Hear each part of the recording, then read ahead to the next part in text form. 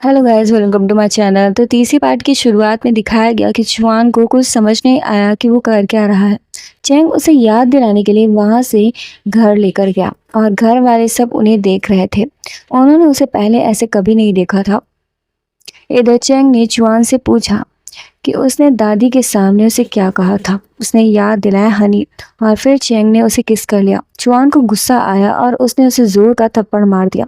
नौकर उन्हें देख रहे थे। उन्हें लगा कि वो गुस्सा करेगा, लेकिन वो मुस्कुराया। ये देखकर चैंग के असिस्टेंट को लगा कि तूफान से पहले आने वाली शांति है और उसके पास गया। चैंग ने उससे पूछा कि वो किसी औरत को अपने प्यार में कैसे करे, वो कोई तरीका बताए। ये सुनकर उसका असिस्टेंट चौंक गया। उसने कहा कि वो कभी रिलेशनशिप में नहीं रहा है। फिर भी चैंग उससे जानना चाहता था जो भी उसे पता था।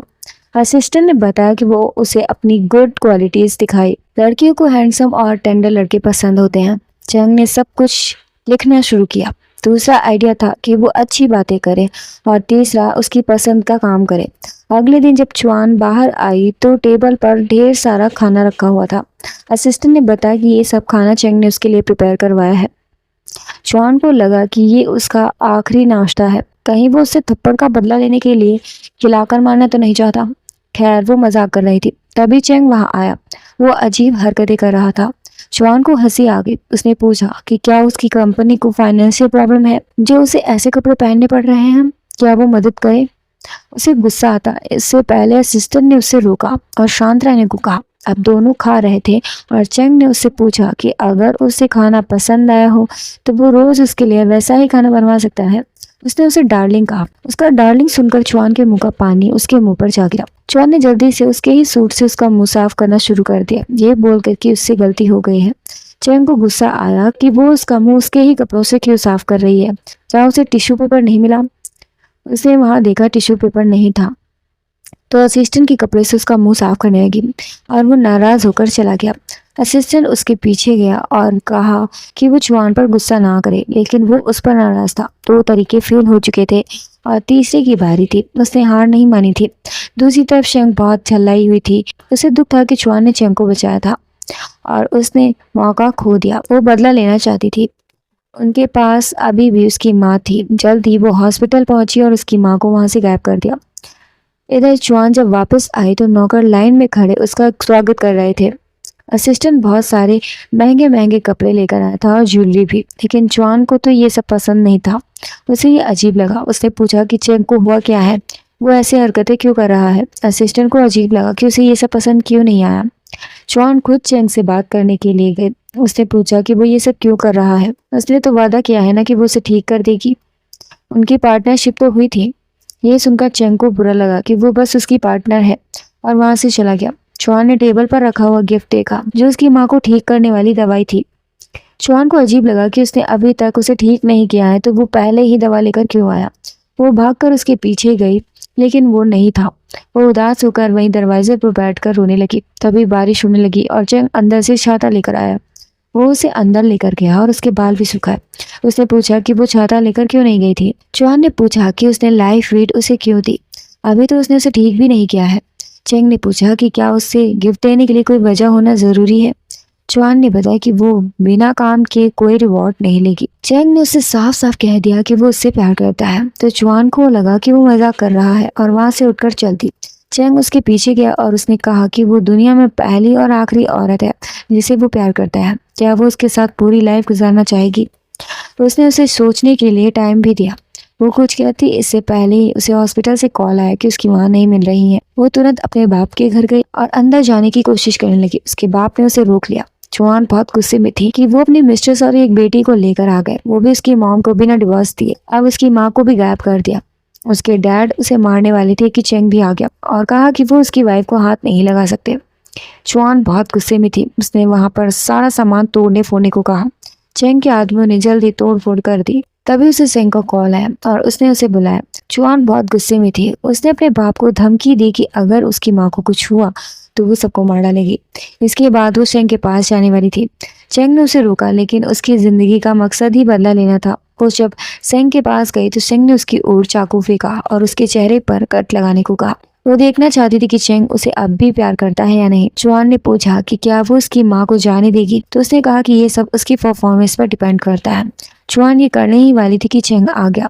उसने उससे कहा कि वो हर हाल में उसका साथ देगा। ये सुनकर चेंग झल्ला गई और चुआन की ओर बढ़ी और बस चुआन ने उसके गले पर चाकू रख दिया।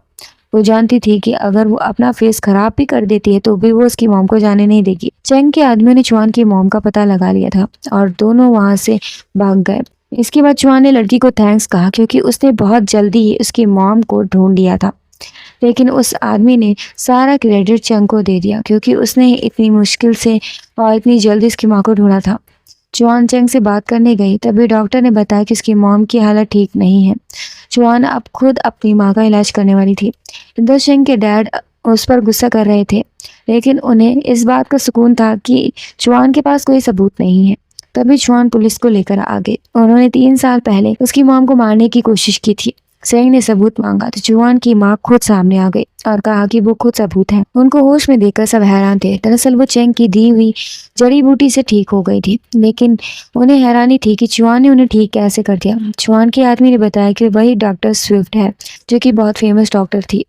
चुआन की माँ ने बताया कि कैसे उसने उन्हें धक्का दिया था। वो चुआन की फोटोज उसे दिखाने आई थी और जब चुआन आई और उन्होंने उससे पूछा कि क्या वो फोटो सच में उसकी हैं, तो उन्हें धक्का दे दिया गया। जल्द ही पुलिस ने उन्हें पकड़ लिया। 1.5 महीने बीत चुके थे और चुआन की मॉम ठीक हो रही थी। चुआन ने कहा कि जब वो ठीक हो जाएंगी तो दोनों कंट्री साइड पर जाकर आराम से रहेंगे, लेकिन उसकी मॉम ने मना कर दिया क्योंकि चेंग अकेला हो जाएगा। चुआन ने बताया कि उसने क्यों शादी की थी। उसकी माँ ने कहा कि चाहे जो भी वजह हो, चेंग ऐसा आदमी उसे दोबारा नहीं मिलेगा। जब वो कोमा में थी तो वो चीजें नोटिस कर सकती थी कि कौन क्या कह रहा है। जब वो गई थी तो चेंग भी मिलने आया था और उसने लाइफ वीट के बारे में बात भी की थी कि वो उन्हें ठीक करना चाहता है। उन्होंने कहा कि वो बहादुर होकर उससे एक्सेप्ट करे। चुआन चेंग के पास गई और थैंक्स कहा, लेकिन चेंग ने उस चीज को हस्बैंड वाली ड्यूटी कहा। चुआन ने पूछा कि वो जिस लड़की से शादी करना चाहता था क्या वो मिली। उसने कहा हाँ, वो इसी घर में है। यह सुनकर उसका मुंह बन गया। उसने कहा कि वो वापस चली जाएगी और दोनों को गुड लक बोला। वो जाने लगी तो चेंग ने उसे पेंडेंट दिखाया। वो देखते ही पहचान गई और चेंग ने उसे याद दिलाई कि वो कैसे उसके पास छूट गया था। ये जानते ही चुआन वहां से भागने की कोशिश करने लगी, लेकिन चेंग ने उसे पकड़ लिया और किस कर लिया। इसके बाद दोनों इंटीमेटेड हो गए। जब चुआन की आंख खुली तो उसे पछतावा हुआ। उसने भागने की कोशिश की तो चेंग ने उसे पूछा कि वो कहाँ जा रही है। उसने कहा एक्सरसाइज के लिए, लेकिन उसे एक्सरसाइज बिल्कुल भी पसंद नहीं थी। दादी और मेड दोनों बाहर खड़े उन्हें सुन रहे थे और हंस रहे थे। दूसरी तरफ चेंग की मॉम और उसका भाई दोनों उसके ठीक होने से परेशान थे कि कहीं चेंग पूरी कंपनी को हथिया न ले। उसकी मॉम ने कहा कि दादी के हाथ में सारी प्रॉपर्टीज है, अगर वो मर जाएं तो उन्हें हिस्सा मिल जाएगा, और उनकी दवा में कुछ मिला दिया। उसकी मॉम ने उन्हें दवा पिला भी दी। चुआन और चेंग ने उन्हें देखा और तुरंत हॉस्पिटल लेकर गए। वो क्रिटिकल कंडीशन में थी। चेंग के भाई ने फाइल चुरा ली और अगले दिन कंपनी में मीटिंग के दौरान अपने बेटे को लीडर बनाने के लिए कहा।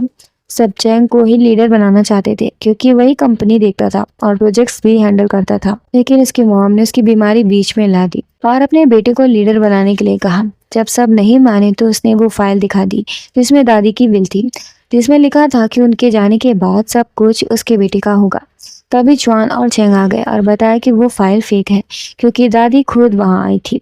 फ्लैशबैक में दिखाया गया कि चुआन ने दादी को बताया कि चेंग जन्म से बीमार नहीं था, बल्कि उसे कोई दवा दी जा रही थी, इसलिए वो उनके खाने में भी एंटीडोट मिलाया करती थी, इसलिए दवा का उन पर असर नहीं हुआ। प्रेजेंट में दादी ने खुद कहा कि वो विल झूठी है और अब उसकी माँ पैरों में गिरकर माफी मांगने लगी कि वो लालच में अंधी हो गई थी। उसने कहा कि वो अपने बेटे के लिए ये सब कर रही थी, तो चुआन हंसने लगी। एक्चुअली वो उसकी फैमिली का बेटा था ही नहीं, उसके पास तो रिपोर्ट्स भी थी। ये सुनकर उसकी माँ बेहोश हो गई। इसके बाद दादी ने चेंग से माफी मांगी कि वो उसका अच्छे से ध्यान नहीं रख पाई, लेकिन अब सब ठीक था। उन्होंने चुआन को थैंक्स कहा। तभी उसे उल्टी आई और दादी समझ गई कि वो प्रेग्नेंट है। ये बात जब चेंग को पता चली तो वो खुशी से चौंक गया और यहीं पर इस स्टोरी का एंड हो गया। Thanks for watching guys, please like share comment and subscribe. तो मिलते हैं नेक्स्ट वीडियो में।